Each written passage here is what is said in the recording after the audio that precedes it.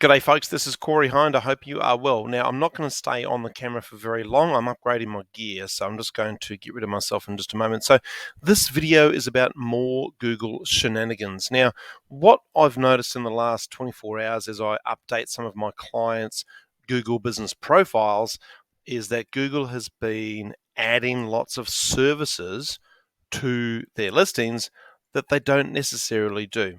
Now, Google gathers information from all over the place. I talked to a client yesterday who's had a Google business profile for years and didn't even know. So they gather information, they put things together because they want to be the preeminent business directory online, which I think they are, which is great.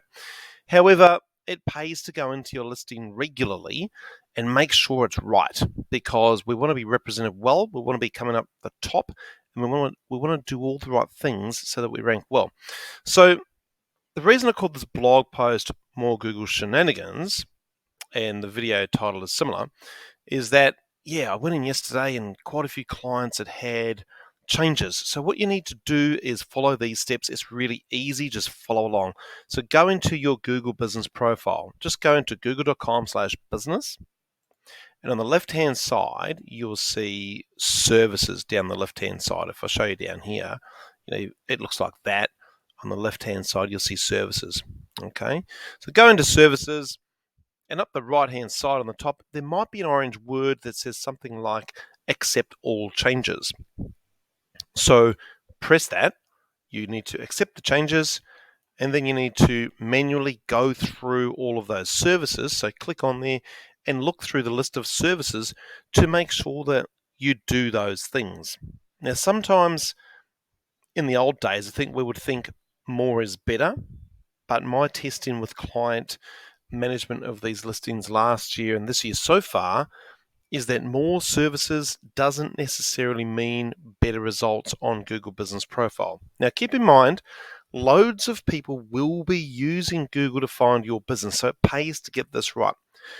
What I find myself doing for my clients is going into that list of services and deleting some that aren't appropriate or just aren't right or might be a duplicate of something else.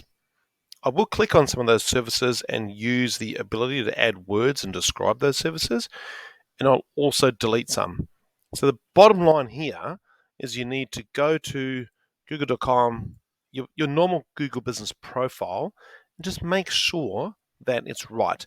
I've seen this happen now about 3 times in the last 3 months. So Google is actively changing these listings for us, but we want to be on top of that ourselves and make sure that our information is what we want, and we want to make sure that we also appeal to Google by abiding with what they want. So the main thing is get in there and have a look. Now, next thing, this is a bit of a summary post because I've had lots of questions in the last week about Google Business Profile, because I think people are finally getting it. They're probably understanding that when their customers say I found you on Google, what they actually mean is Google Business Profile. Okay, so somebody asked yesterday, what do I do in the post area? So down here, you'll see posts.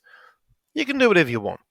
But I recommend you go to my YouTube video that talks about content marketing and research how to do content marketing, and just start testing different types of posts for your business. I don't know your business. You know your business. You know what your customers are coming to your business for.